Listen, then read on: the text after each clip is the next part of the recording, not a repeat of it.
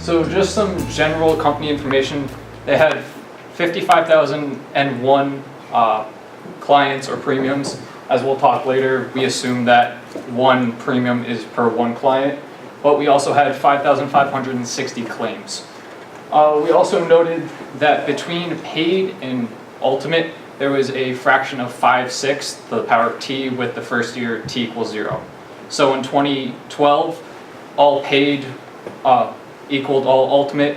The next year, it was 5/6 of ultimate was paid. Second year, 5/6 squared was already paid, so on and so forth, up until 48% in the final year, 2016. There was also a 4.52% increase year over year in the ultimate. We used ultimate instead of paid because it was a better representation of the overall structure of the company and the profitability of the company. And there's also a 7.83% year over year trend for premiums. And lastly, for the current profit, just what they have already is $139.5 million, but what they expect to pay out ends up being $96.1 million in profit. We have a sum of about $68 million for our ultimate. And we have a severity, which is basically what our average claim is going to be, about 12,000. Expected frequency of about 10% of the current clients that we have. And our pure premium, which is our loss per exposure. And also we're assuming that there are 55,000 exposures because there's one-to-one client per premium. A $1,200 pure premium. And our total premium is about $207 million. Our unpaid is about $30 million, and our IBNR, which is incurred but not reported, is $24 million. And about our average premium, about $3,700. So some of our limits that we had in data was historical rates and change, and the change in the rates. We aren't given any expenses in our data, so we can't extrapolate upon that, which indicated rate need will also need expenses for that, and also our actual loss ratio. We ran several histograms. We also ran independent distribution identification through Minitab to verify any distributions. We couldn't find any common distribution for the data. Allocated and unallocated expenses, so we don't have that data, so that was more extrapolation that we couldn't do. And as we were saying before, we were saying one-to-one premium to people, so 1 unit of exposure for one policy and one claim for people. We're assuming one person is one claim.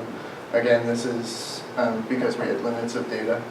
For the industry averages, I found an annual statistic review by a consulting company that it's about 71% for a loss ratio for homeowners insurance. There's a 43.4% loss ratio for this data, with a high of 45.7%, so they don't by any means reach that industry average. There's also an average duration based on this review of about 1 year, with 69% being paid in 12 months and 91% being paid in 2 years. For this company, however, it's 48.2% for the first year and about 58% for the second year. So once again, we didn't reach any industry averages, which kind of led to some more limits in data. We couldn't extrapolate, we couldn't rate make, because this data clearly didn't go with any industry averages. So we didn't want to go along with any industry averages for rate making or assumptions along those lines. Trends in data. This was the histograms I decided to run. As you can tell, there's not a real defined distribution in between these.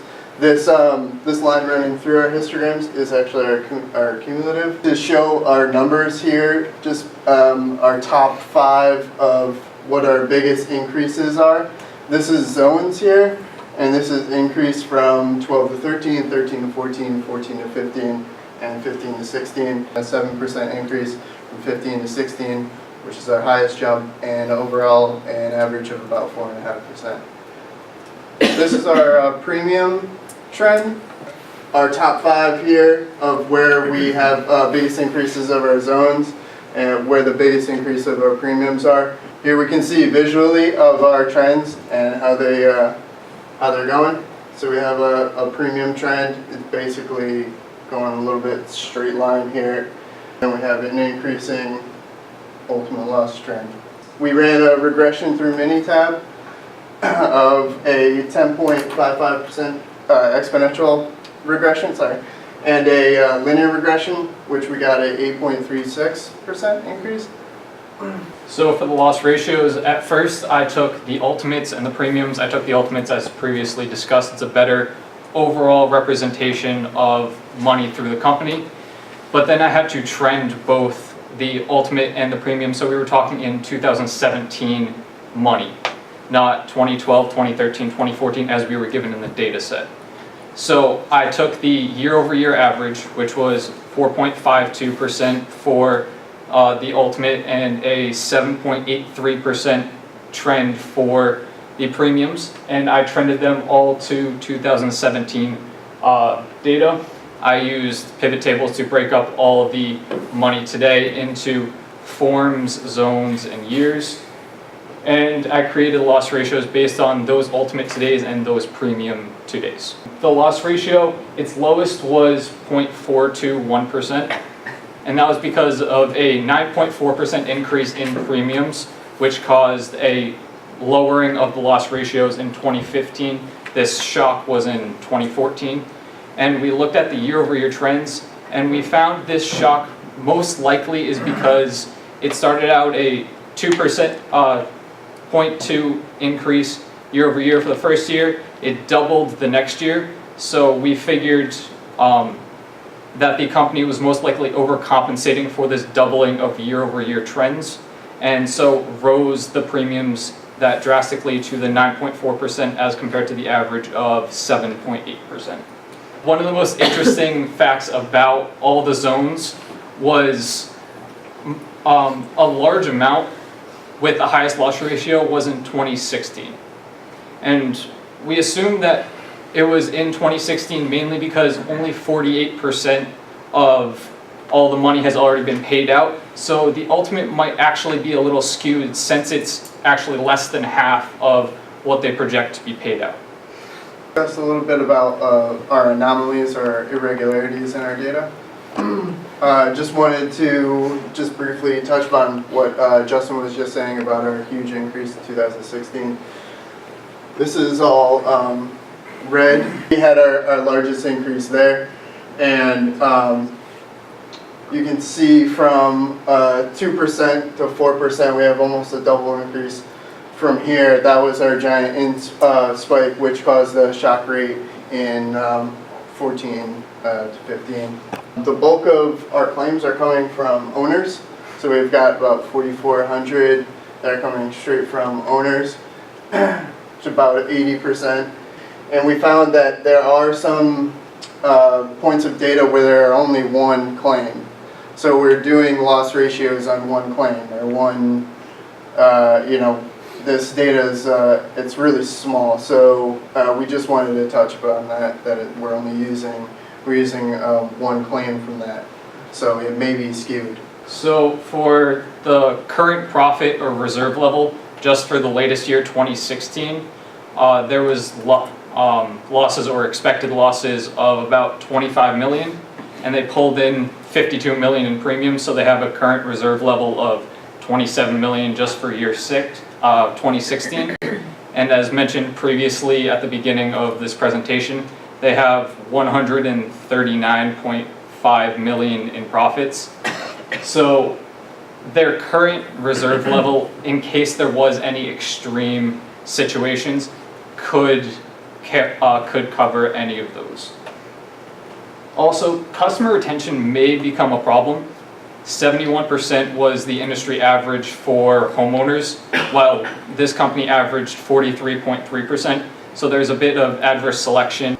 Premiums are not growing as fast as our ultimates, so we're not expected to have a good sustainability.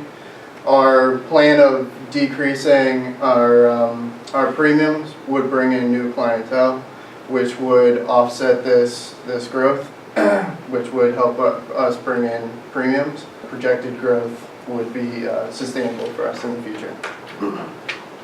And lastly, through Minitab, we forecasted the year-over-year trends for the next 4 years, and we found that in year 2020, they would still have a loss ratio of 48.6%, which is still much below industry average.